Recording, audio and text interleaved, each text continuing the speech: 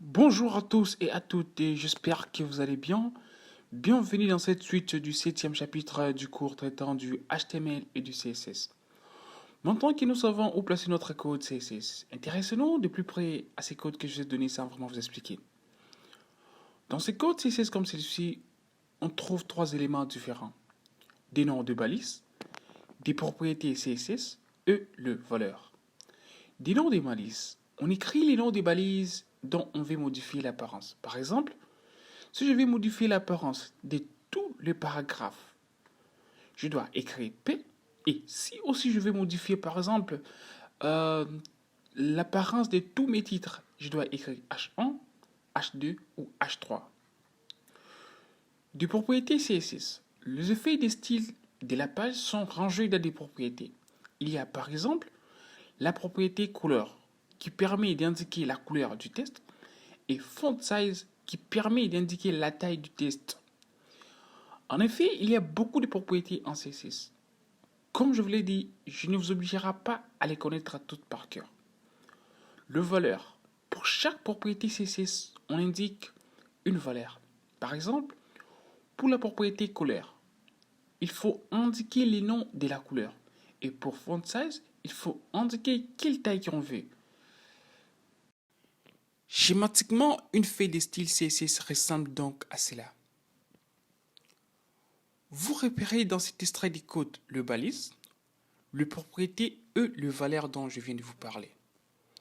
Comme vous le voyez, on écrit les noms de balises, par exemple H1, et on ouvre des accolades pour, à l'intérieur, mettre le propriété et le valeur que l'on souhaite. On peut mettre autant de propriétés que l'on veut à l'intérieur des accolades. Chaque propriété est suivie de 2 points, puis de la valeur correspondante. En fait, chaque ligne se termine par un point virgule. Je vous apprendrai de nombreuses propriétés dans le chapitre suivant. Pour le moment, dans l'exemple, on va juste changer la couleur pour s'entraîner. Comme vous pouvez le voir, dans ce code, on veut que tous nos paragraphes soient écrits en bleu. Bien, si j'actualise, vous voyez que tous mes paragraphes sont écrits en couleur bleue. Essayez de changer les noms de la balise affectés par les codes CSS. Par exemple, si j'écris H1, donc c'est le titre qui sera écrit en bleu. Comme vous pouvez le voir, mon titre est écrit en bleu. En CSS, il y a aussi moyen d'appliquer un style à plusieurs propriétés. Par exemple, si je veux que mes paragraphes et mes titres soient tous écrits en bleu, je vais donc écrire P, H1, j'ouvre la parenthèse, je mets les propriétaires et je ferme.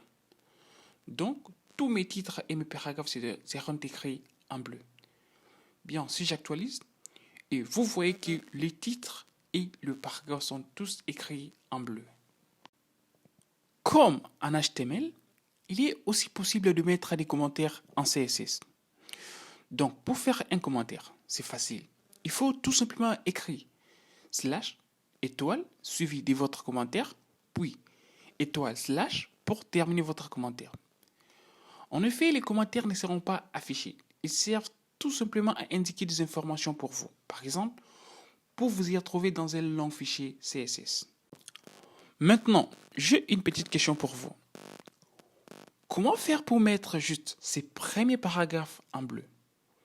Je vous ai montré qu'on pourrait mettre l'attribut Style Color Blue. Mais je vous ai dit mettre du CSS vraiment au milieu du HTML comme ça, ce n'est pas vraiment conseillé. Il y a une technique, il y a même plusieurs techniques en fait. Celle que je peux vous conseiller d'utiliser est d'ajouter l'attribut classe et d'y donner un nom de classe à ces paragraphes. Par exemple, introduction. C'est juste pour l'identifier.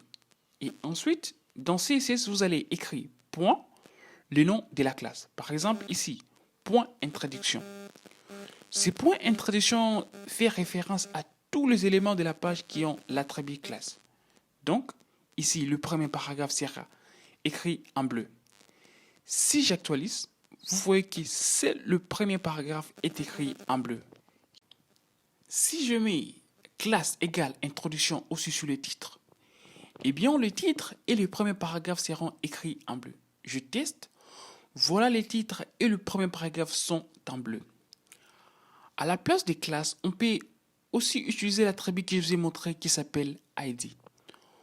On peut le mettre sur n'importe quelle balise aussi. Par exemple, si on fait ID égale introduction comme ça, dans ces cas-là, ça veut dire dans CSS, il faudra écrire non pas point introduction, mais dièse introduction pour faire référence avec l'élément qui est l'ID introduction. Alors, vous allez me dire, c'est quoi la différence avec class? En fait, honnêtement, il n'y a pas vraiment de différence. À part que vous ne pouvez pas avoir des éléments ID avec le même nom. Donc, si vous voulez référencer des éléments, il faut utiliser class. Et si vous voulez référencer un élément, vous utilisez ID. Je dois profiter de l'occasion pour vous présenter aussi d'autres balises, deux balises un peu spéciales. La balise div et la balise spam. Pourquoi est-ce qu'elles sont spéciales? Eh bien, c'est parce que ce sont des balises qui ne veulent rien dire pour l'ordinateur. Comme ça, div/div, c'est un petit peu comme un paragraphe, alors que spam, lui, s'est mis à l'intérieur d'un paragraphe ou d'un élément comme un titre, par exemple. Si je vais juste mettre le mot bienvenue et il est référencé comme son spam, voilà, je fais spam/spam. Ces balises sont des balises qu'on appelle des balises génériques. Ça ne signifie pas c'est un paragraphe, ça ne signifie pas c'est un mot spécial. C'est juste pour entourer l'élément et pour avoir la possibilité de mettre classe ou ID dessus pour la cibler juste lui. Si je fais classe introduction sur le spam ici, bienvenue, ça me permet de mettre juste bienvenue en bleu. Donc, si je fais point introduction ici, et voilà bienvenue sera écrit en bleu. Si je teste ça, et vous voyez bien que bienvenue est écrit en bleu. Ça, c'est grâce au spam. Dernière technique à connaître. Vous pouvez utiliser une étoile pour référencer tous les éléments de tous les balises de la page. Ça veut dire que tous les balises seront écrits en couleur bleue. Si je teste ici, et voilà tout écrit en couleur bleue. Je peux aussi dire, je vais cibler uniquement le paragraphe qui suit le titre H1. Pour ça, je fais H1 plus P. Ça sera uniquement mon premier paragraphe qui sera écrit en bleu. En fait, que faire si vous avez plusieurs balises comme EM par exemple dans la page? Vous avez ici un EM dans H1 et là un autre EM dans un paragraphe. Si vous voulez uniquement cibler les EM qui se trouvent dans une balise H1, ce que vous pouvez faire, c'est écrire H1 et espace EM.